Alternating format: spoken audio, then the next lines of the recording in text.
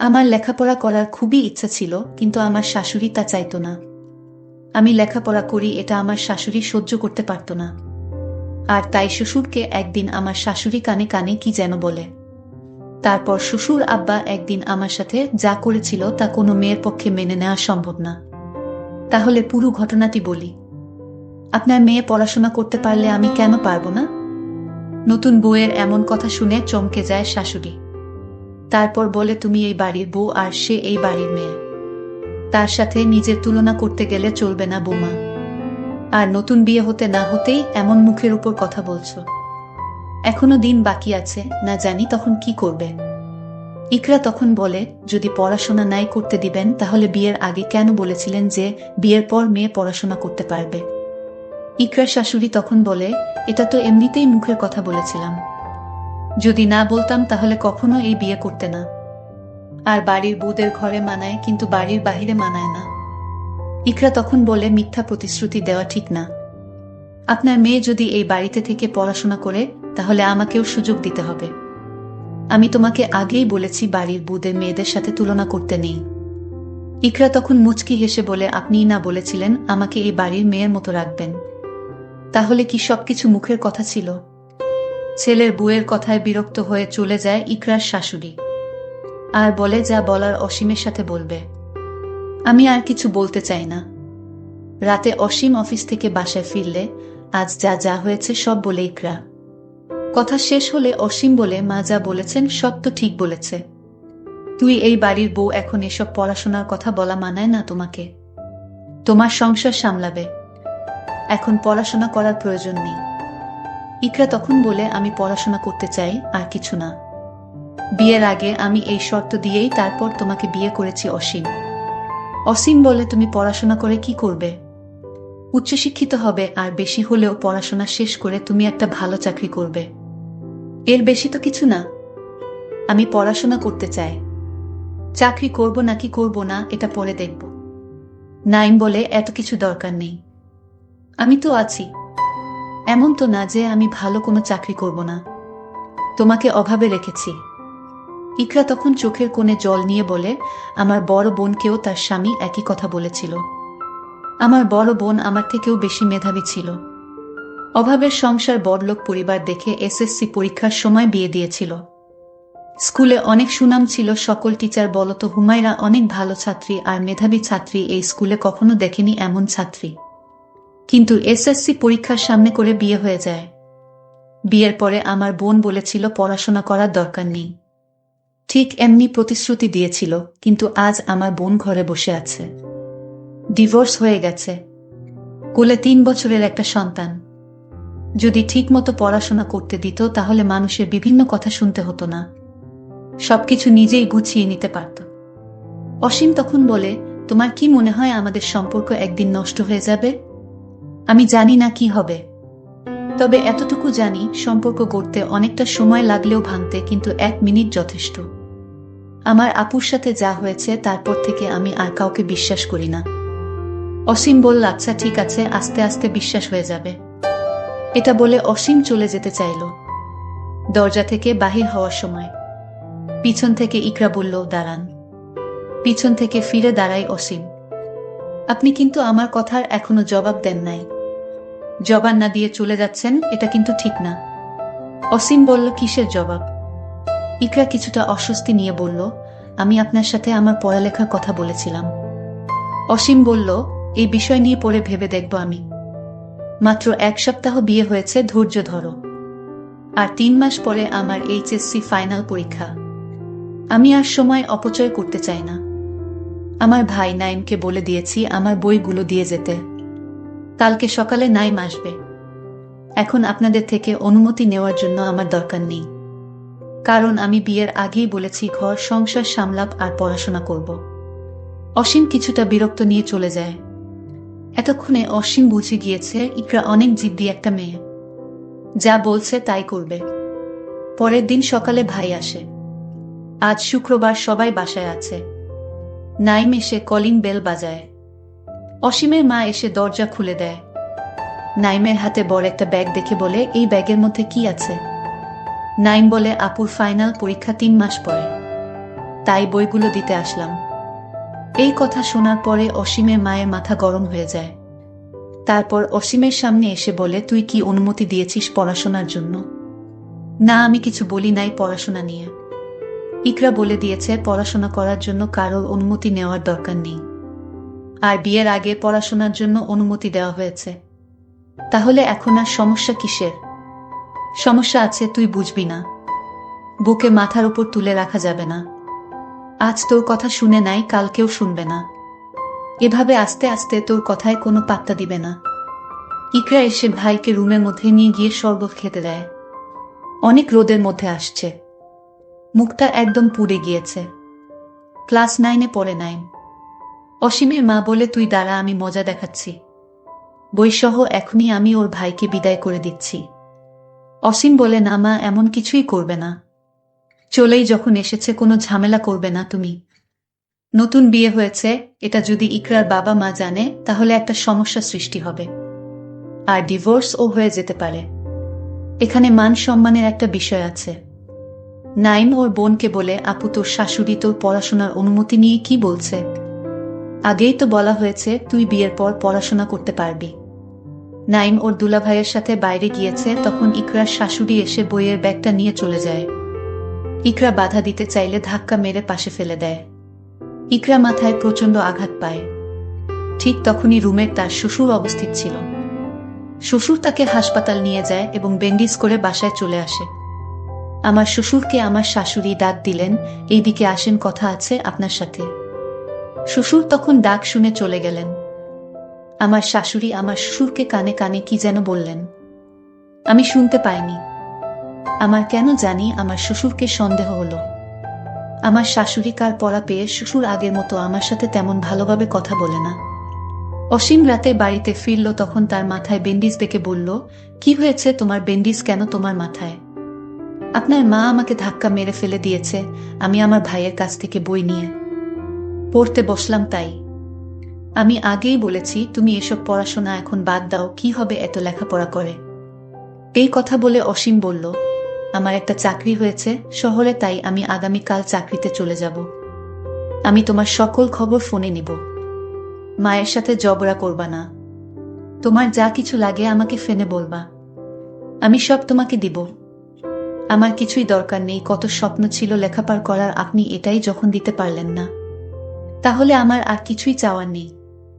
অসীম বলল, আমি আগে চাকরিতে জয়েন দেই, তারপর দেখা যাবে। পরদিন সকালে সবার কাছ থেকে বিদায় নিয়ে চলে গেল আমার স্বামী অসীম। এইদিকে শাশুড়ির কান পড়া পেয়ে আমার শ্বশুর যেন কেমন হয়ে গেছে। আমার দিকে তার শ্বশুর সবসময় এক অন্যরকম দৃষ্টিতে চেয়ে থাকে আর বলে, বৌমা চিন্তা করো না, সব ঠিক হয়ে যাবে। এখন আমি আমার স্বামীর রুমে একা ঘুমাই। একদিন রাতে আমার রুমে আমি একটা অদ্ভুত শব্দ পেলাম, মনে হয় কে যেন আমার রুমে হাঁটছে। আমি এই শব্দ শুনে ঘুম থেকে উঠে দেখলাম কেউ নাই আমার রুমে। এটা তো শহরের বাড়ি, আর এখানে তো কোনো ভূত থাকার কথা না। তাহলে কে আমার রুমের পাশে ছিল? আমার মনে মনে সন্দেহের সৃষ্টি হলো। এটা কি হতে পারে, মানুষ না অন্য কিছু? এসব ভাবতে ভাবতে আমি ঘুমিয়ে পড়লাম। ঘুমের মধ্যে আবার আমি আমার রুমে একটা শব্দ পেলাম, শব্দটা হাঁটার। মনে হয় আমার রুমে কেউ হাঁটছে। দেখলাম আমার রুমে কেউ নাই। আমার মনে হয় আমি দুঃস্বপ্ন দেখেছি। আর ঘুম হলো না। সারা রাত জেগে রইলাম। এরপর দিন আমি আবার ঘুমাতে গেলাম। ঠিক তখন রুমের জানালা দিয়ে লক্ষ্য করলাম কে যেন আমাকে লক্ষ্য করছে। আমি দেরে গেলাম, জানালার কাছে গিয়ে দেখলাম কেউ নাই, তবে কিছুটা যেন আমার সুরের মতো আন্দাজ করলাম। তাহলে কি আমার সুর? না, এখানে সুর আসবে কেন? আমি একটা দুশ্চিন্তার মধ্যে পড়ে গেলাম। আসলে আমার সাথে এমন হচ্ছে কেন? এর মধ্যে শাশুড়ির ডাক পড়ল, বুমা কোথায় তুমি? এত সময় ঘুমালে হবে। আমার শাশুড়ি বলল, কে নাও মা, অনেক বেলা হয়েছে। শাশুড়ির আদর যেন উদলে পড়ছে। এই তো কতদিন আগে শাশুড়ি আমার ধাক্কা দিয়ে মাথায় আঘাত করে, আর আজ তার এত দরদ কোথায় থেকে এলো? আমার শাশুড়িকে কেমন যেন এক সন্দেহ হলো। আমি কোনো কথা না বলে আমার রুমে ঘুমাতে গেলাম। পরদিন সকালে ঘুম থেকে উঠে আমি যখন নাস্তা করতে বসি, তখন আমায় ডাক দিল আমার শ্বশুর। আমি শ্বশুরের রুমে গিয়ে দেখি শ্বশুর নেই। কি আশ্চর্য, আমি কিছুই বুঝতে পারছি না, আমার সাথে এটা কি হচ্ছে? আমার মাথায় নানা রকম চিন্তা আসতে শুরু করলো। আমি এখন মনে মনে সিদ্ধান্ত নিলাম, এটা কে এবং কেন এখানে আসে, আমার কাছে কি চায়, আমার সবকিছুই জানতে হবে। যতদিন পর্যন্ত আমি জানতে পারবো না, ঠিক ততদিন পর্যন্ত আমার মন কিছুতেই শান্তি হবে না। এর মধ্যে আমার স্বামী অসীমের ফোন আসলো। আমি ফোনটা রিসিভ করি।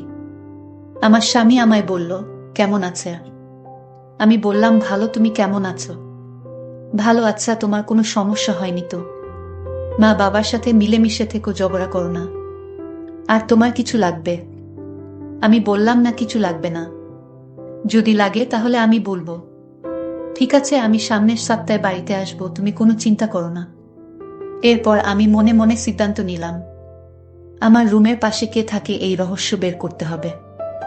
আর কিভাবে ধরা যায় তার জন্য ঘরের দরজার কাছে, অর্থাৎ যেখানে সে পা রাখে, সেখানে আমি পায়ের চাপ নেওয়ার জন্য বা জুতার চাপ নেওয়ার জন্য আমি একটু মাটি পানির সাথে ভিজিয়ে কাদা করে ঘরে যেভাবে মোচন করে, ঠিক সেইভাবে রুমের নিচের জায়গাটায় কাদা দিয়ে মোচন করে দিলাম।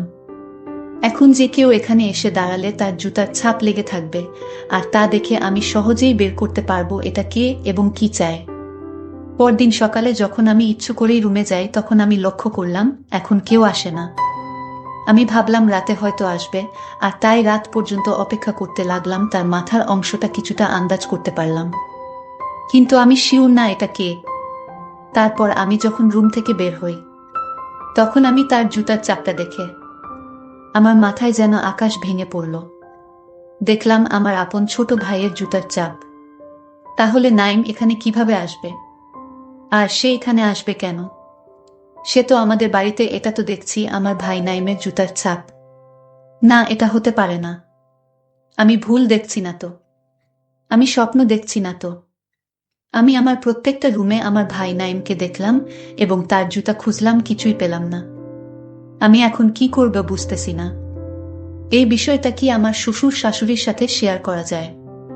এক মনে ভাবলাম, না, এখন শেয়ার করব না। তাকে আমার নিজ চোখে দেখতে হবে। আর এটা দেখার জন্য আমি আমার বড় বোনকে বললাম, তুই একদিনের জন্য আমার শ্বশুর বাড়িতে আসবা। আমি একটা মহা দুশ্চিন্তায় পড়ে গেলাম।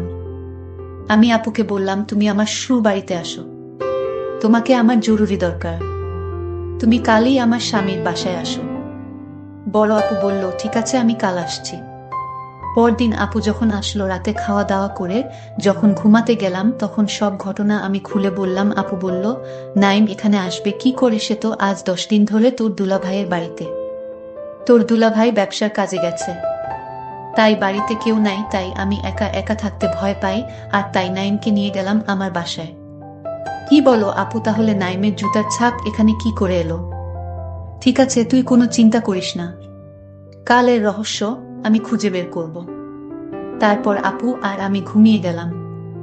সকালে আমার বড় বোন বলল, আমি আগে থেকেই রুমের জানালার পাশের রুমে আমি একটা মোবাইল নিয়ে দাঁড়িয়ে থাকব, আর রাত যখন হবে তখন আমি ওই রুম থেকে দেখব সেটা কে তোর রুমে আসে এবং তোর কাছে কি চায় সব ভিডিও করে ফেলব, তাহলেই সে ধরা পড়বে। আমি বললাম, আপু তোমার মাথায় এত বুদ্ধি আছে। পরদিন রাত হলো, আপু আগে থেকেই রেডি, আর আমি এইদিকে রুমে গিয়ে শুয়ে পড়ার ভান করলাম। তখন রুমের দরজার কাছে একটা লোক আসলো এবং দরজাটা দিয়ে প্রবেশ করলো রুমে। সেটা আপু দেখতে পেল এবং কয়টা ছবি তুলে ফেলল।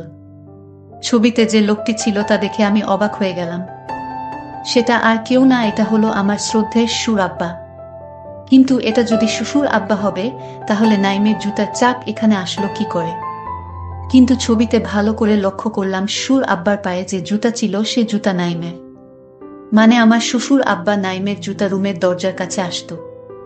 নাইম যেদিন আমার স্বামীর বাড়িতে বই দিতে আসলে, সেদিন নাইমকে শ্বশুর আব্বা নতুন জুতা কিনে দিয়েছিল, আর তার পায়ের জুতাগুলো আমার শ্বশুর অন্যরকম বাহানা দেখিয়ে জুতা রেখে দিল।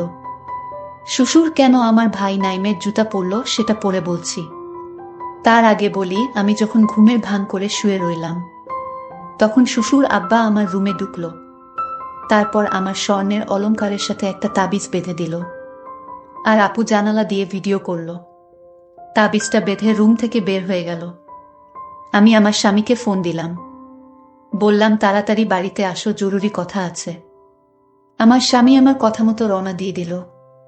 বাড়িতে আসার পর আমার স্বামীকে আমার বড় বোন ভিডিওটা দেখালো। শ্বশুর আব্বাকে আমার স্বামী ডাক দিয়ে বলল, বাবা এসব কি দেখছি? তুমি আমার স্ত্রীর অলংকারের সাথে তাবিজ বাঁধলা কেন? বাবা তখন সব বলে দিল, আমার কোনো দোষ নেই বাবা, সব দোষ তোর মায়ের। তোর মা আমাকে একটা তাবিজ দিয়ে বলল, তুমি বৌমার গলায় তাবিজটা পরিয়ে দিও, তাহলে বৌমা এসব পড়াশোনার কথা ভুলে যাবে। আর এমনও হতে পারে তার স্বামীর প্রতি হিংসা বেড়ে যেতে পারে এবং তাকে ডিভোর্স দিয়ে চলেও যেতে পারে। তোর মায়ের তোর স্ত্রীকে পছন্দ হয়নি, সে নাকি মুখের উপর কথা বলে, আর তাই জাদু করার সিদ্ধান্ত নেয় যেন সে এ বাড়ি থেকে চলে যায় স্বেচ্ছায়। বাবা তোমরা একাই থাকো এ বাড়িতে, আমি আমার স্ত্রীকে নিয়ে এ বাড়ি থেকে চিরদিনের জন্য চলে যাচ্ছি। বুক ভরা কষ্ট নিয়ে বাড়ি থেকে শহরে চলে এলাম। কিছুদিন পর আমার মা বাবা আমার কাছে গিয়ে বলল, বাবা আমি চেয়েছিলাম বোমা সারাদিন বাড়িতে থাক, আমি চাই না বোমা লেখাপড়া করে চাকরি করুক, এতে বাড়ি শূন্য শূন্য লাগবে, আমার গল্প করার মতো কেউ থাকবে না। আর এই জন্য জাদু করেছিলাম যেন বোমা লেখাপড়ার কথা ভুলে গিয়ে সংসারে মনোযোগ দেয়। চলো বাবা বোমাকে বাড়িতে নিয়ে যাই। আমি মায়ের কথা ফেলতে না পেরে আমি আবার সেই বাবার বাসায় ফিরে আসলাম। বন্ধুরা, গল্পটি কেমন লাগলো তা অবশ্যই কমেন্ট করে জানাবেন। ধন্যবাদ।